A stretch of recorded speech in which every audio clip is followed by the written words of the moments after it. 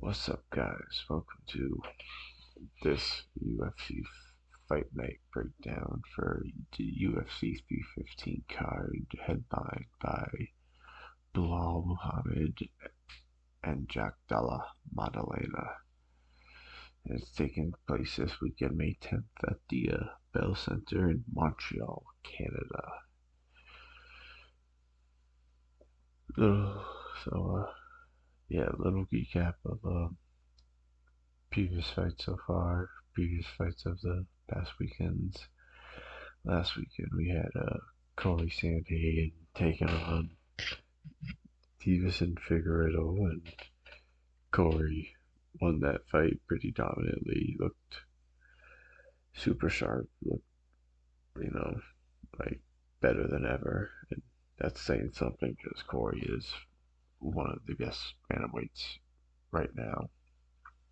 And Figgy just looked like the shell of himself. Looked like he had nothing for Corey on the ground or on the feet. And it's just a blowout in a way. And then Bo Nickel, you could say, got project, took on RDR, Ryder Darvider, and got TKO'd with a knee to the body back from Ryder. It was quite shocking, and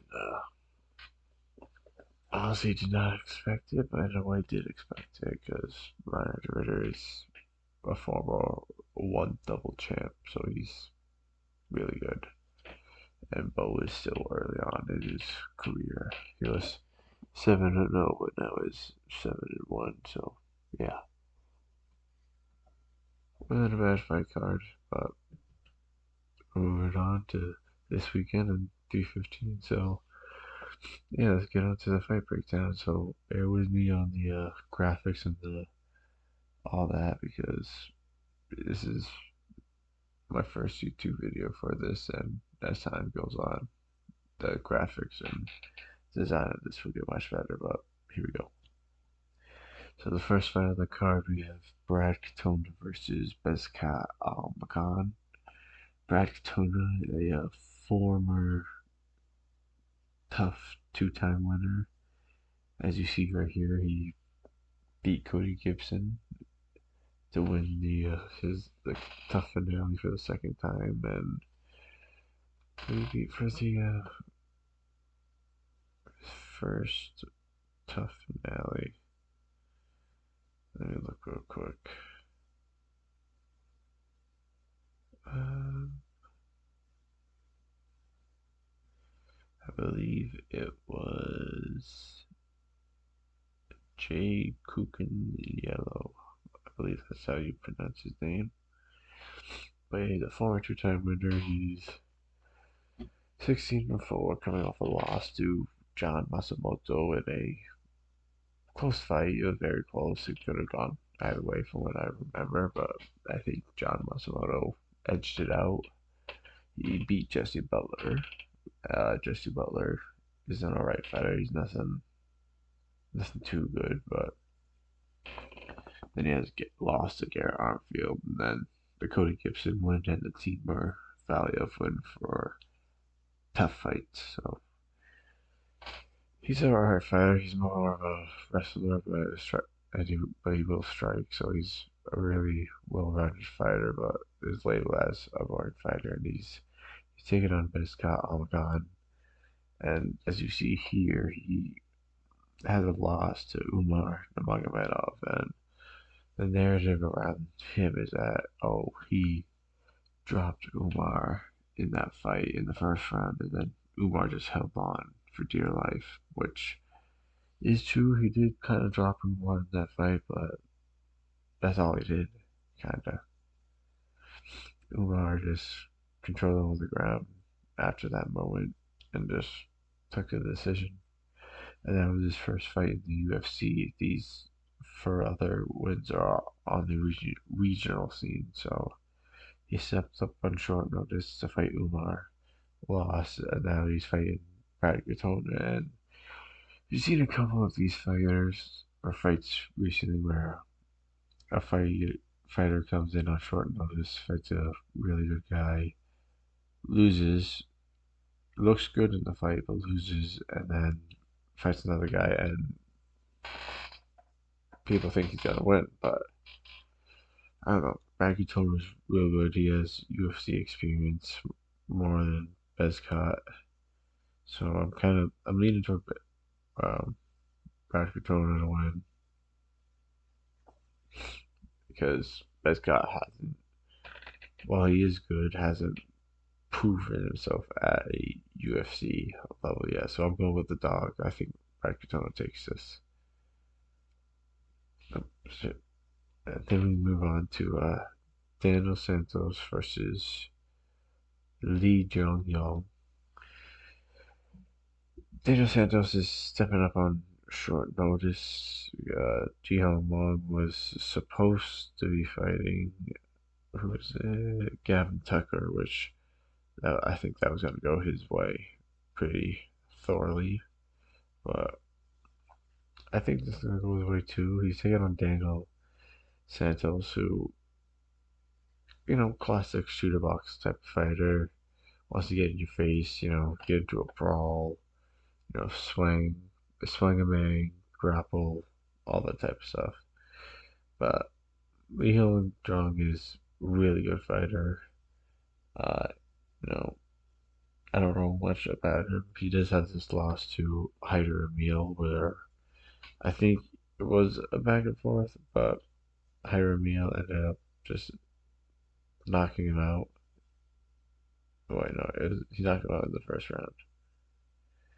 So yeah, it was an alright fight. And he has a decision over Blake Builder and split decision over Yiza was the Road to UFC finale. So he has wins over decent UFC competition and lost to Hyderville. And I mean Hyderville's pretty good. I'm not gonna lie. So I think Lee has the tools to take this fight. I think by decision because Daniel Santos has proven to be, adorable kind of guy. Those Brazilians from Judo Box usually are pretty adorable. But yeah, I think Lee takes this fight.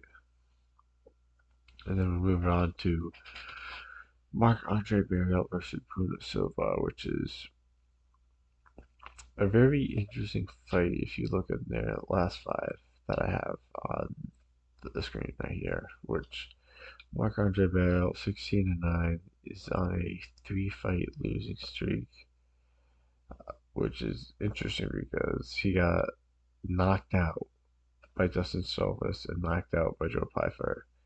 Lost this split decision to Chris Curtis. But I mean, getting knocked out by Joe Pfeiffer, I understand because while I don't like Joe Pfeiffer, he does have power in his hands and he is good. So yeah, he was gonna knock out Barrio, but getting knocked out by Dustin Stoltzfus was a shock in of itself. I did not expect that. So that's an interesting, you know, chain of losses. But you move over to his opponent, Bruno Silva. He's not looking too good himself. He's not getting knocked out, but he's not looking good himself. He's 23-12.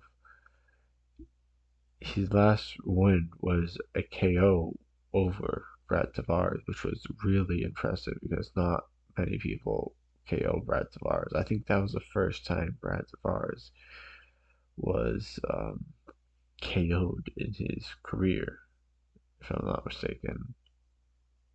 Yeah, that's the first time he was. No, he's been KO'd before. What am I talking about?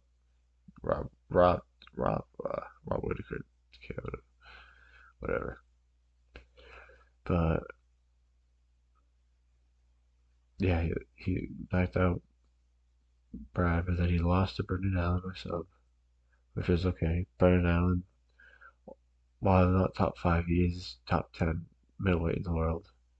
Then he lost his decision to Charles Magomedov, which is okay. I mean, Charles is a good striker and all.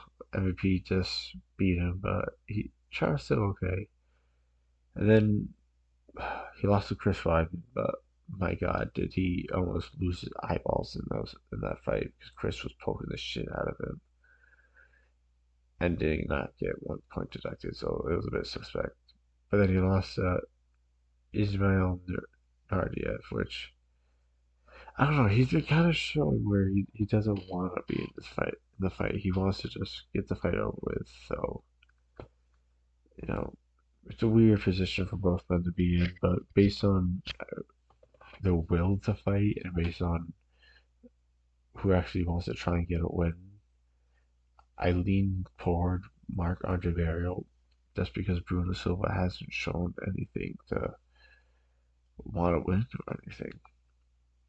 So yeah, we'll go with Mark Andre Barrio, but it's a 50-50 fight with these type of fighters right now.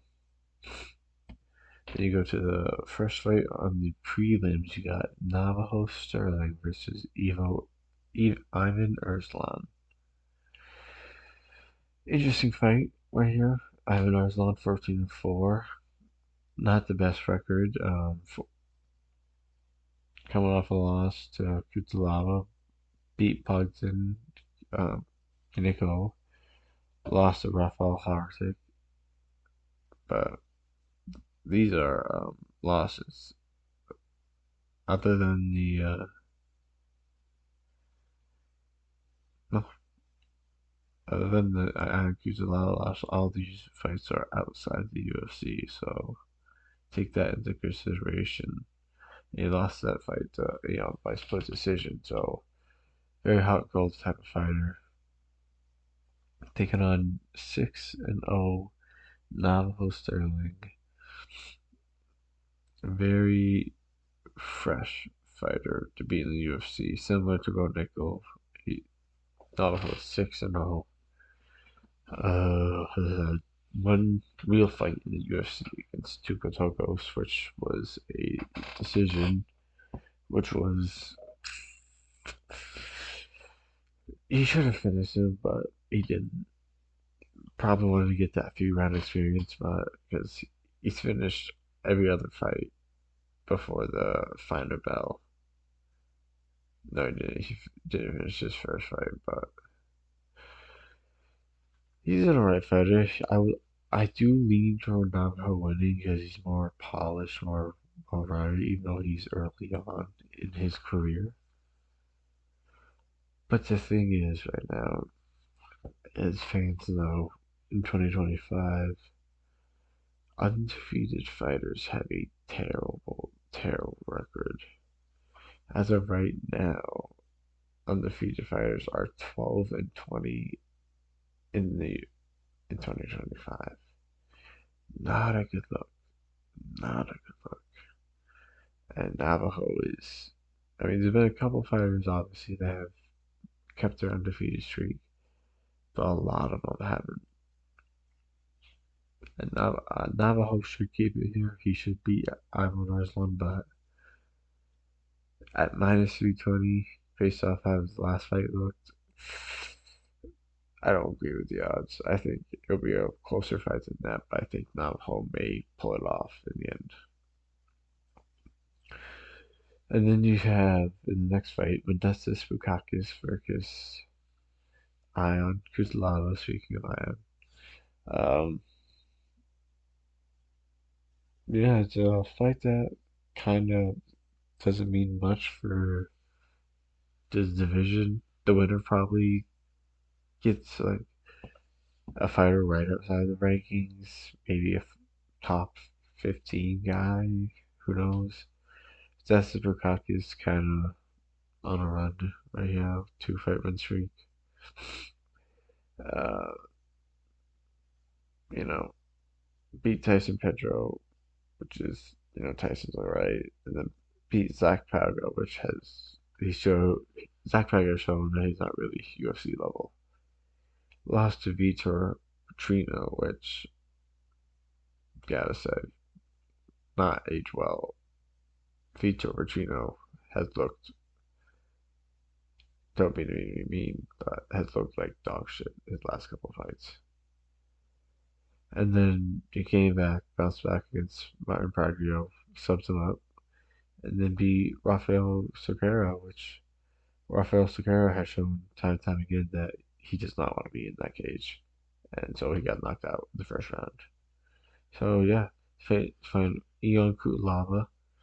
Ion, great durable fighter, exciting fighter more often than not. He's also on a 2 fight win streak. Beat Ebel Aslan, who kind of just goes out there to strike, throw wild punches, and then just beat even Ivan Ersland, who we just talked about. Lost to Felipe Lenz.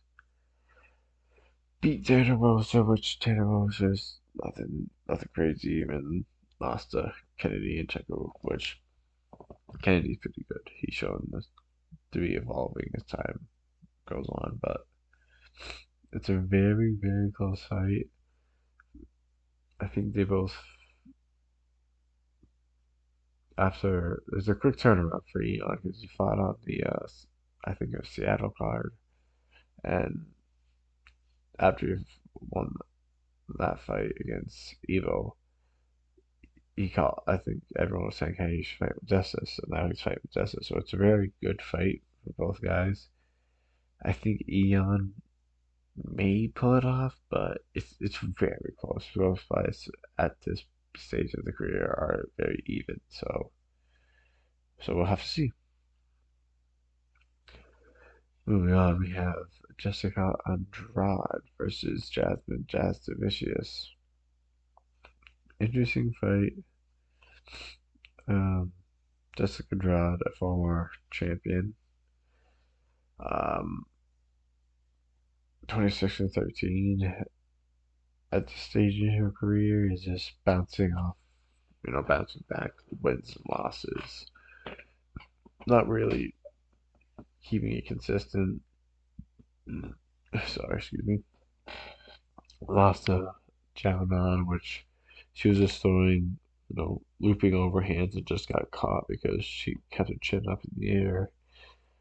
I lost to Tatiana Suarez, which Tatiana's kind of a monster at that in that division, and only Whaley has shown to be able to handle her.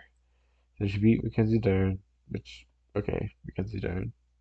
Then beat Marina Rodriguez, which Marina has just retired. Didn't really look good in her last couple fights. And then lost to Natalia Silva, which is alright, because Natalia Silva I think is really good. Then you have Jasmine Jasvicius, which 13-3 from Canada, is on a 4 fight winning streak, fighting, beating a couple good fighters.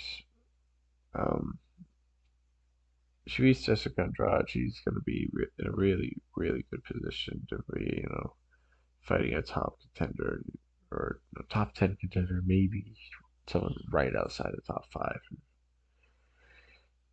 But I don't know.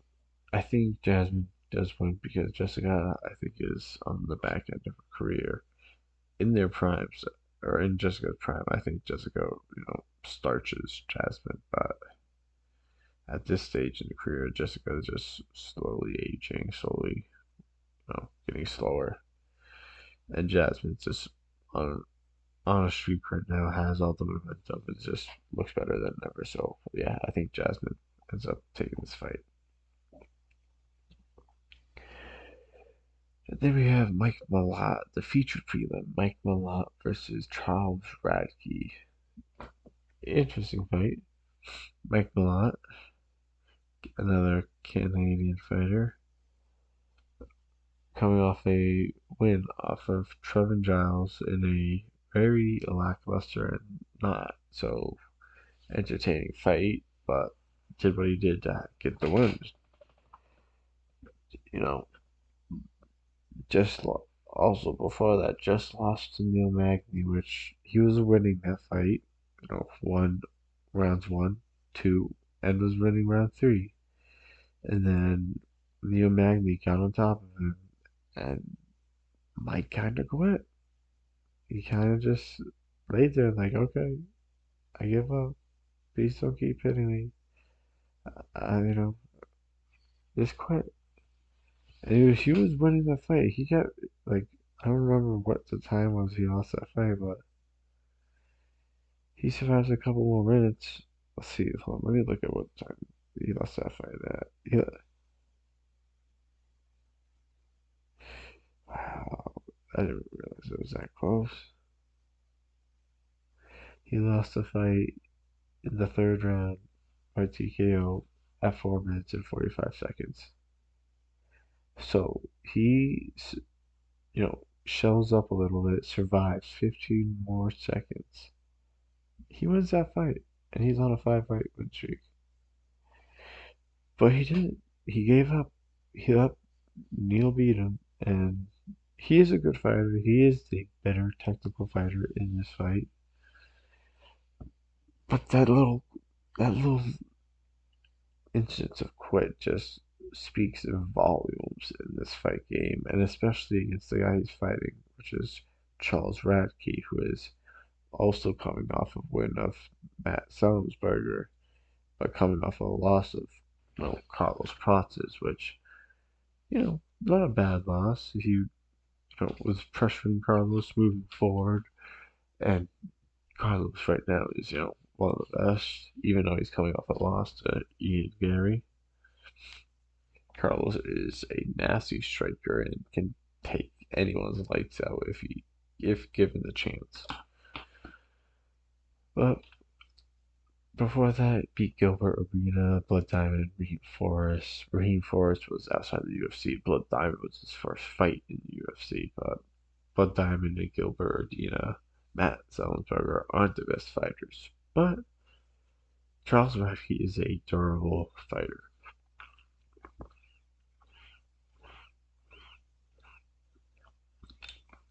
And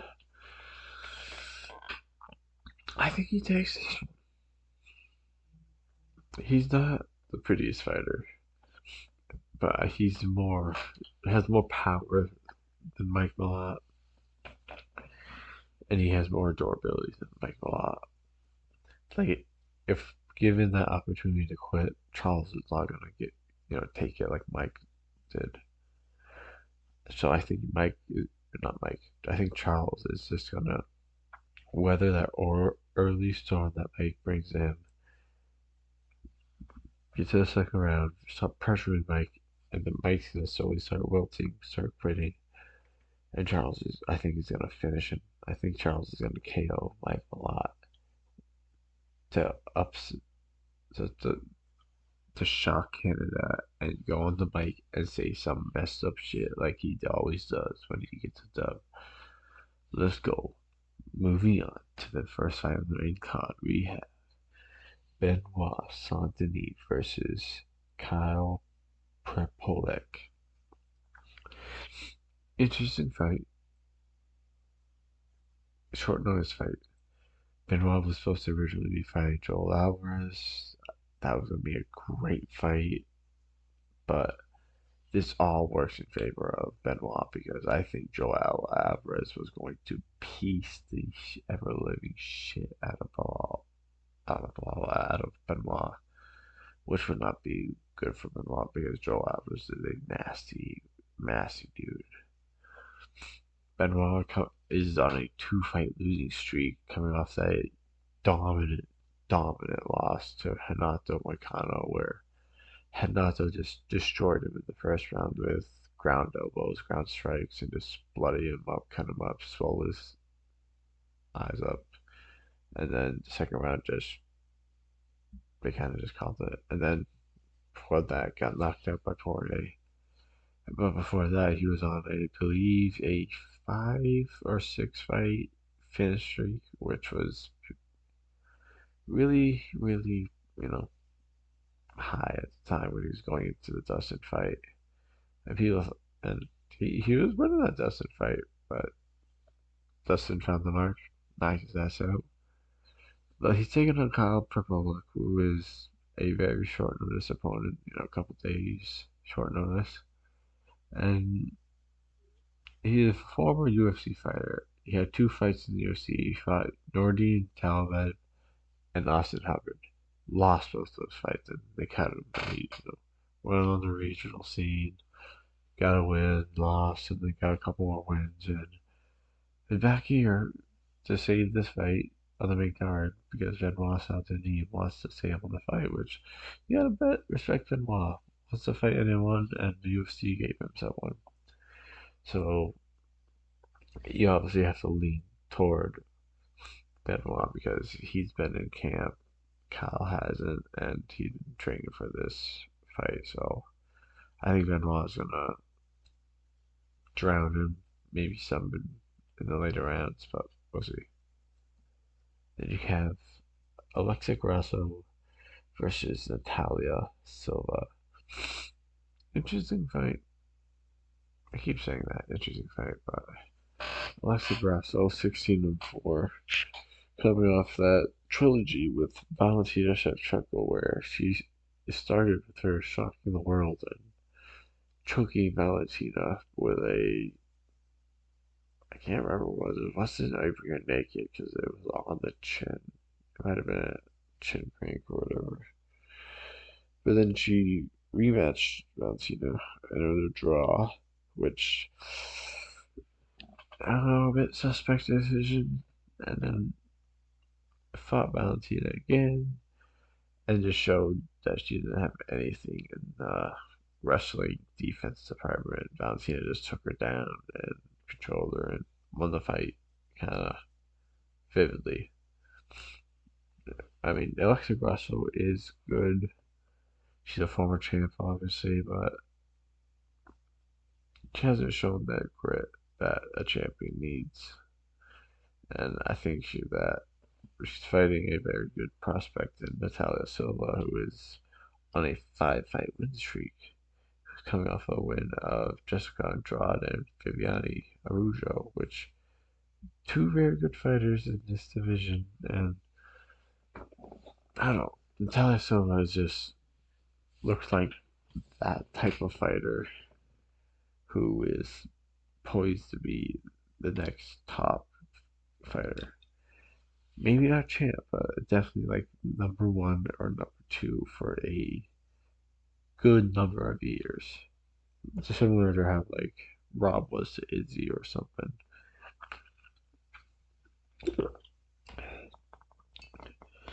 Natalia's good. I think she takes this, and I think Alexa goes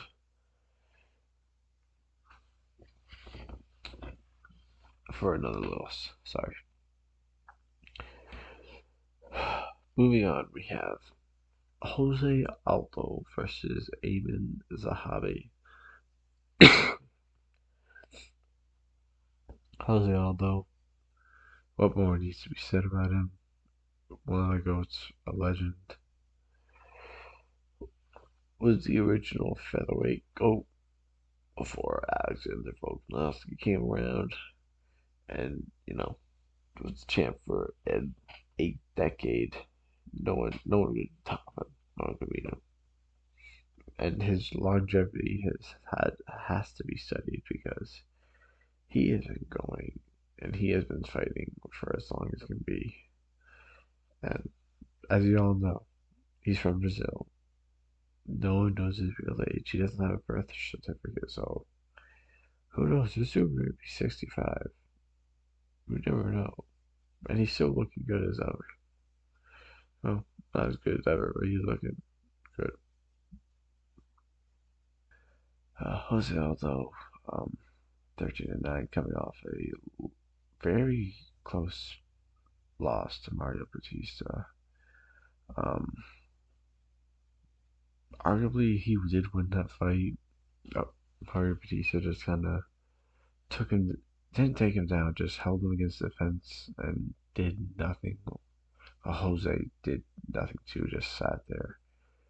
But I don't know, he should have won that fight in my opinion.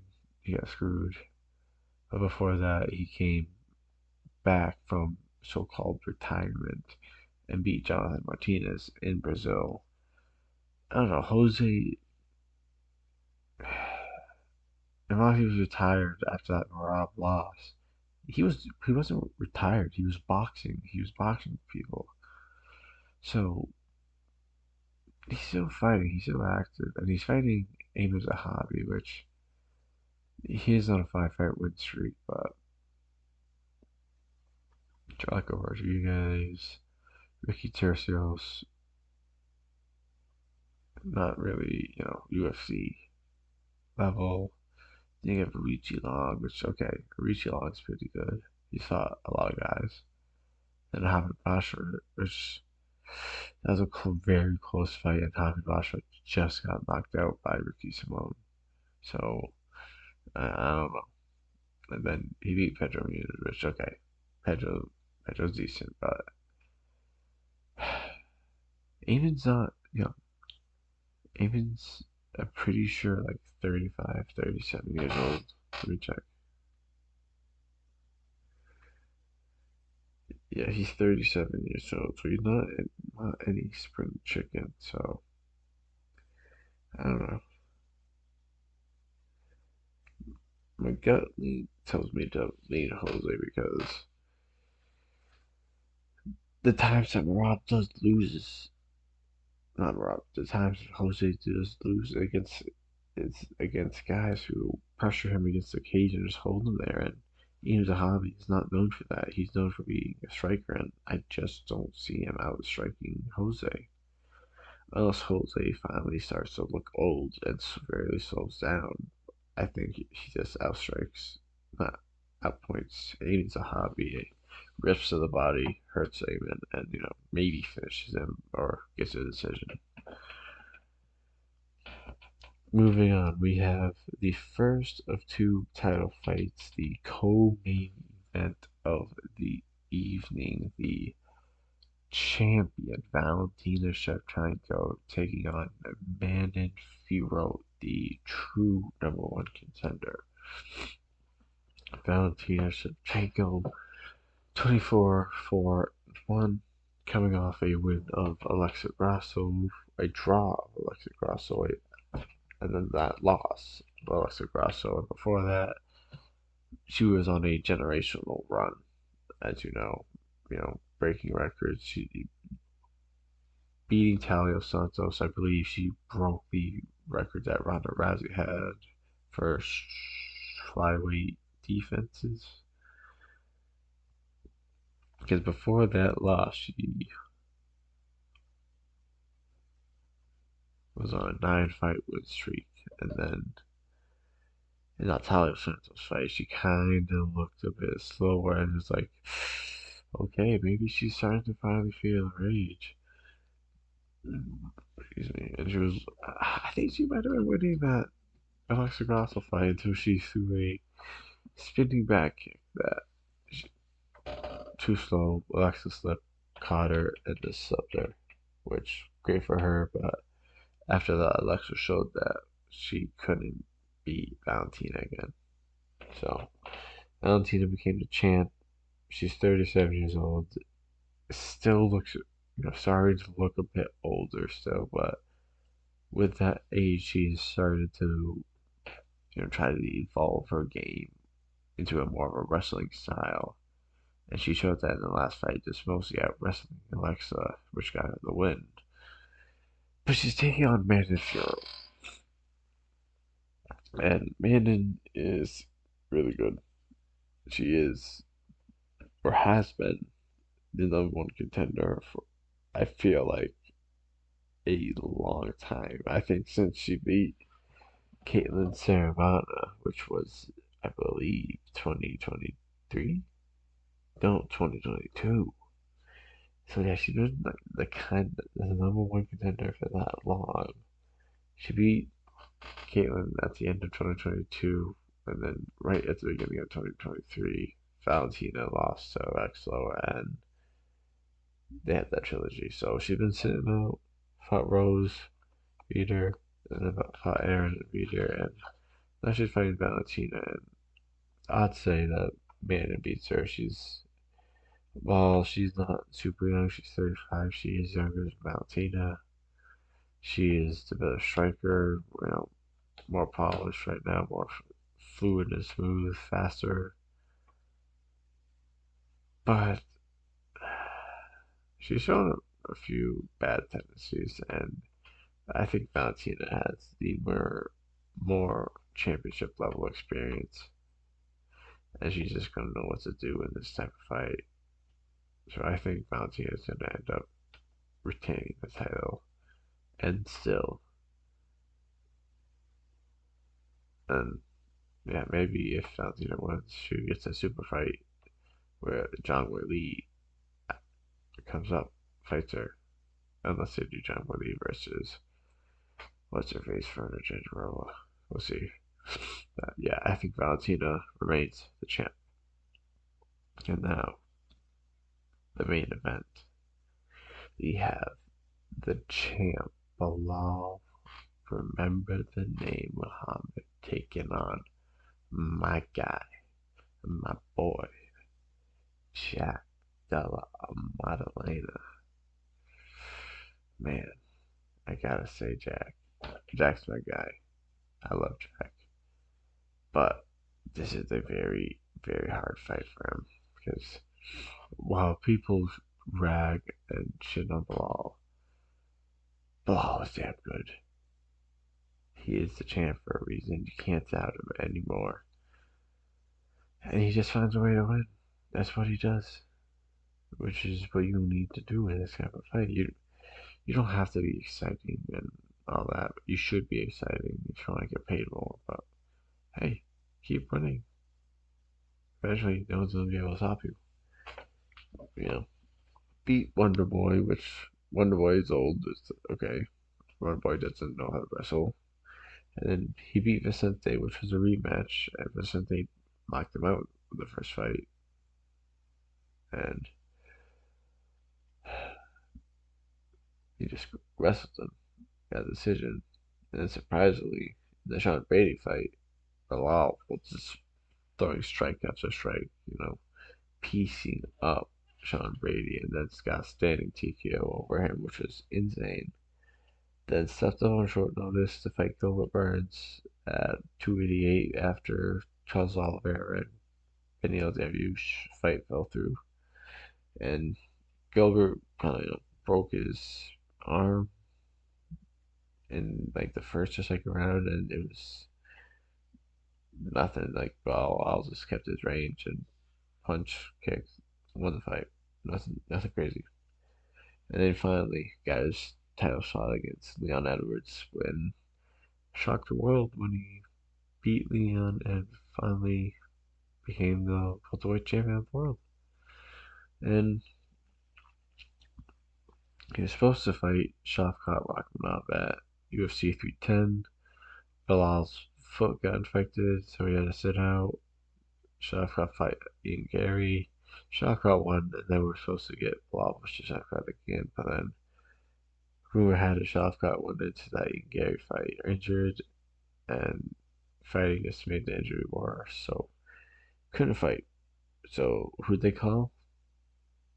The next scariest guy in the division, Jack Della Maddalena. Jack coming off what's it, almost a year layoff? No, over a year layoff because he fought last March. Yeah, where he beat Gilbert Burns by knockout, where he was losing the fight, on the judges scorecard, losing the fight, getting grappled, getting wrestled, and then right in the third round, got up, Gilbert shot another immediate takedown, check through a knee, caught Gilbert, ended the fight. And before that, beat Kevin Holland by decision, which, I think he soundly beat Kevin Holland. And then he beat Vasil Hafez, which was a close fight. Jack had to do three weight cuts that weekend, got to him, but I think Jack won, with his striking and his defense and all that. And then Randy Brown, knocked him out in the first round. That was crazy.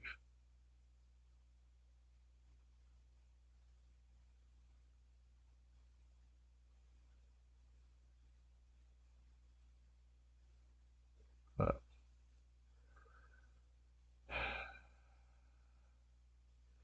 I may be biased here because I think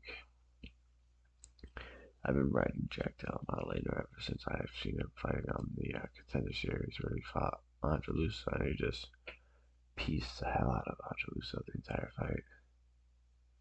So while I'd say, 75 to 25, Bilal Muhammed wins this fight by decision.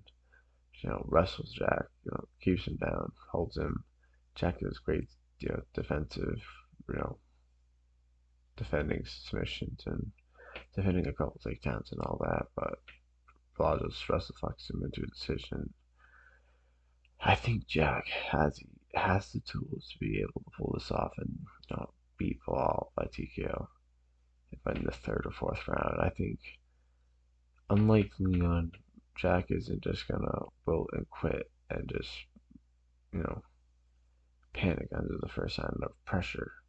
He's gonna push back, fight back. He does throw combos that are just like 1, 2, 1, 2, 3. He's like 1, 2, 3, 4, 5, 6.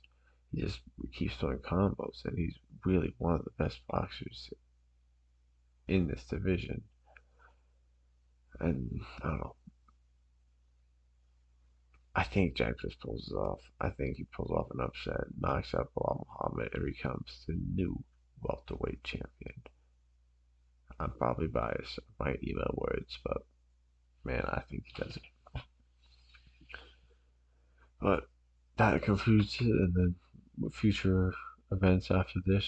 Next week we have UFC Fight Night Burns versus Morales. Then we have Blanchfield versus Barber May 31st. And then UFC 316, the rematch versus Rob Davalishvili and Charles O'Malley. And also on that card, Juliana Pena's fighting Kayla Harrison for the bantamweight title. And then you have Usman versus Buckley, June 14th. And then Hill versus Roundtree Jr. June 21st. And then International Fight Week, UFC 317 is still no fucking main event, but is now looking very, very much likely to be Ilya versus Islam. Both guys are in camp. Hunter specifically flew out to Dagestan for 2 or 3 days to talk with Islam and his manager. So I think we're getting Islam versus Ilya International Fight Week for the title. It's gonna be crazy. Can't wait for it. Also, UFC 316. Me and my co-host Jake, who you'll find out about, or if you don't already know him, we will be going to UFC 316. It is in New Jersey at the Prudential Center, and we live in Maine, so we're gonna be driving down, staying in Connecticut, and the day of the fight, drive down to Jersey, watch the fights and all that. It's gonna be great. We can't wait. We've been to 2 other events, UFC 309 and then UFC 292, which was headlined by O'Malley and Aljo. And 309 was John versus Stipe. And yeah, a third event. We're excited. We can't wait. That's really gonna be when we really start having this channel more prevalent, more uploads to it and everything. So can't wait. Gonna be making a video for all the stuff we record and see there. So can't hopefully that comes soon because I cannot wait for that. But follow us on Spotify at the final round. It's made under WMPG, same logo as the back of it here. But thank you all for watching. Tune into the fights this weekend. Make a little money if you want to. Make a little bet. But I think Jack Della gets it done. And hey, we'll see. Toodle bit. See you later.